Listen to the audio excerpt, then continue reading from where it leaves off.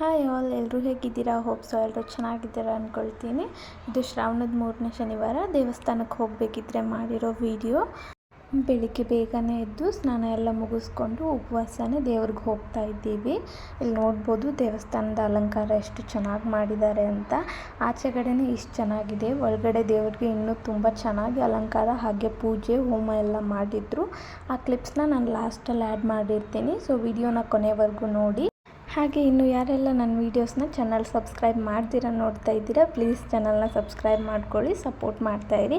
Already subscribe ಮಾಡಿರೋರಿಗೆ ತುಂಬ thanks. Already ನನ್ನ channel 550 ಸಬ್ಸ್ಕ್ರೈಬರ್ಸ್ನ cross ಮಾಡಿದೆ. ಪೂಜೆ ಎಲ್ಲ ಮುಗಿಸ್ಕೊಂಡು ಆಚೆ ಬಂದು ಪ್ರಸಾದ ಕೊಡ್ತಾಯಿದ್ರು. ತುಂಬ ಥರ ಪ್ರಸಾದ ಮಾಡಿಸಿದ್ರು. ಇದು ಟ್ರಸ್ಟ್ ಅವ್ರು ಕೊಟ್ಟಿರೋ ಪ್ರಸಾದ. ಅಲ್ಲಿ ನೋಡ್ಬೋದು ಎಷ್ಟು ಜನ ನಿಂತ್ಕೊಂಡಿದ್ದಾರಲ್ಲ, ಅವರೆಲ್ಲ ಪ್ರಸಾದ ಕೊಡೋಕ್ಕಂತಲೇ ನಿಂತ್ಕೊಂಡಿದ್ರು. ಸೊ ನಾನು ಸ್ವಲ್ಪ ರೈಸ್ ಬಾತು ಮತ್ತು ಪೊಂಗಲ್ನ ಹಾಕಿಸ್ಕೊಂಡು ತಿಂದೆ. ಹಾಗೆ ಆಚೆ ಇಲ್ಲಿ ಚಿಕ್ಕದಾಗಿ ಜಾತ್ರೆ ಥರ ಇರುತ್ತೆ ಪ್ರತಿ ವಾರವೂ.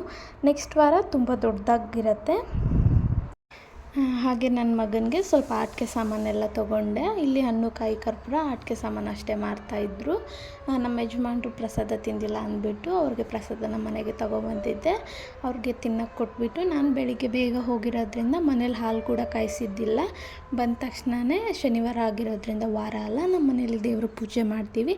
ಅತ್ತೆ ಪೂಜೆ ಮಾಡ್ಕೊಳ್ತಾ ಇದ್ರು. ನಾನು ಅಷ್ಟೊತ್ತಿಗೆ ಗ್ಯಾಸ್ಗೆಲ್ಲ ಪೂಜೆ ಮಾಡ್ಕೊಳ್ಳೋಣ ಅಂದ್ಬಿಟ್ಟು ಸ್ಟವ್ಗೆ ಅರಿಶಿನ ಕುಂಕುಮ ಹೂವು ಇಟ್ಟು ಸರಿ ಪೂಜೆ ಮಾಡಿಬಿಟ್ಟು ನೆಕ್ಸ್ಟು ಊಟಕ್ಕೆ ಏನಾದರೂ ಮಾಡೋಣ ಅಂತ ನೋಡ್ತಾ ಇದ್ದೆ.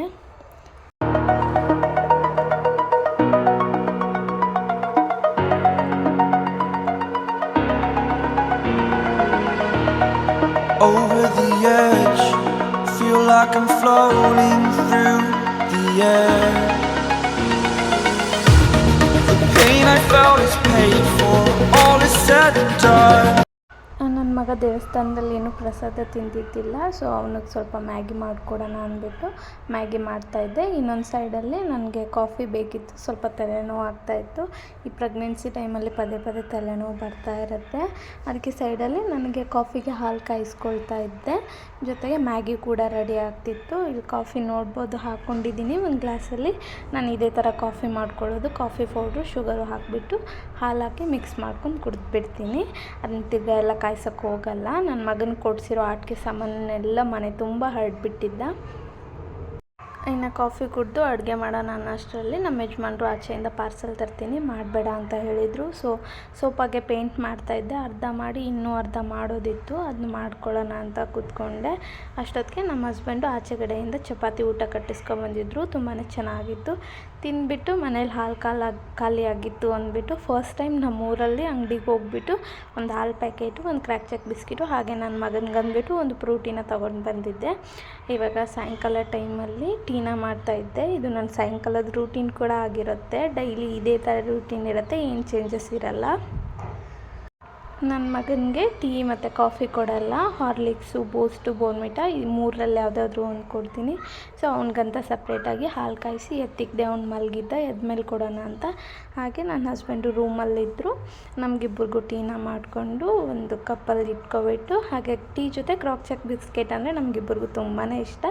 ಅದಕ್ಕೆ ಕ್ರಾಕ್ ಚೆಕ್ ಬಿಸ್ಕೆಟ್ ಕೂಡ ತೊಗೊಂಬಂದಿದ್ದೆ. ಇವಾಗ ಎತ್ಕೊಂಡು ನಮ್ಮ ರೂಮ್ಗೆ ಹೋಗ್ತಾಯಿದ್ದೀನಿ. ಟೀ ಎಲ್ಲ ಕುಡ್ದಾದ್ಮೇಲೆ ಸ್ವಲ್ಪ ಪಾತ್ರೆ ಇತ್ತು. ನಾನು ಸಿಂಕಲ್ಲಿ ಪಾತ್ರೆನ ವಾಶ್ ಮಾಡಲ್ಲ, ಸಿಂಕು ಚಿಕ್ಕದಾಗಿರೋದ್ರಿಂದ ಕಷ್ಟ ಆಗುತ್ತೆ ನಿಂತ್ಕೊಂಡು ವಾಶ್ ಮಾಡೋಕ್ಕೆ. ಮನೆ ಮೇಲೆ ತೊಗೊಂಡೋಗಿ ಮನೆ ಮೇಲೇ ವಾಶ್ ಮಾಡ್ಕೊಂಬರ್ತೀನಿ. ಹಾಗೆ ಬಂದುಬಿಟ್ಟು ಮತ್ತು ನೈಟ್ ಡಿನ್ನರ್ಗೆ ರೆಡಿ ಮಾಡ್ಕೊಳ್ತಿದ್ದೆ. ನನ್ನ ಮಗ ಎದ್ಮೇಲೆ ಹಾಲು ಕುಡಿದು ಫಿಂಗರ್ ಚಿಪ್ಸ್ ಬೇಕು ಅಂದರೆ ಫ್ರೆಂಚ್ ಫ್ರೈಸ್ ಬೇಕು ಅಂತ ಕೇಳ್ತಿದ್ದ. ಸೊ ಅವ್ನಿಗೆ ಸ್ವಲ್ಪ ಫ್ರೆಂಚ್ ಫ್ರೈಸ್ ಮಾಡಿಕೊಡೋಣ ಅಂತ ಒಂದು ಸೈಡಲ್ಲಿ ಅವ್ನಿಗೆ ಫ್ರೆಂಚ್ ಫ್ರೈಸ್ ಮಾಡ್ತಾಯಿದ್ದೆ. ಇನ್ನೊಂದು ಸೈಡಲ್ಲಿ ರೈಸ್ ಮಾಡೋಕ್ಕೆ ಇಟ್ಕೊಂಡಿದ್ದೆ. ನೈಟ್ ಡಿನ್ನರ್ ತುಂಬಾ ಸಿಂಪಲ್ಲಾಗಿ ಮಾಡಿದ್ದೆ. ಹಾಗೆ ಈ ಫ್ರೆಂಚ್ ಫ್ರೈಸ್ ಹೇಗೆ ಮಾಡೋದು ಅಂತ ಒಂದು ಶಾರ್ಟ್ ವಿಡಿಯೋನ ಮಾಡಿಕೊಂಡು ಆಲ್ರೆಡಿ ಚಾನಲಲ್ಲಿ ಅಪ್ಲೋಡ್ ಮಾಡಿದ್ದೀನಿ. ಅದನ್ನು ಕೂಡ ಡಿಸ್ಕ್ರಿಪ್ಷನಲ್ಲಿ ಮೆನ್ಷನ್ ಮಾಡಿರ್ತೀನಿ, ಒಂದು ಸಾರಿ ಚೆಕ್ಔಟ್ ಮಾಡಿ. ತುಂಬಾ ಈಸಿಯಾಗಿ ಮೆಕ್ಡೊನಾಲ್ಡ್ಸಲ್ಲೆಲ್ಲ ಸಿಗುತ್ತಲ್ಲ ಅದೇ ಥರನೇ ಮಾಡ್ಕೋಬೋದು.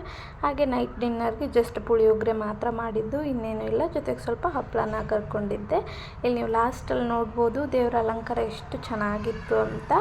ಈ ವಿಡಿಯೋ ನಿಮ್ಗೆ ಇಷ್ಟ ಆಗಿದ್ದರೆ ಪ್ಲೀಸ್ ಒಂದು ಲೈಕ್ ಮಾಡಿ, ಫ್ರೆಂಡ್ಸ್ ಆ್ಯಂಡ್ ಫ್ಯಾಮಿಲಿ ಜೊತೆ ಶೇರ್ ಮಾಡಿ. ಮಾಡಿ.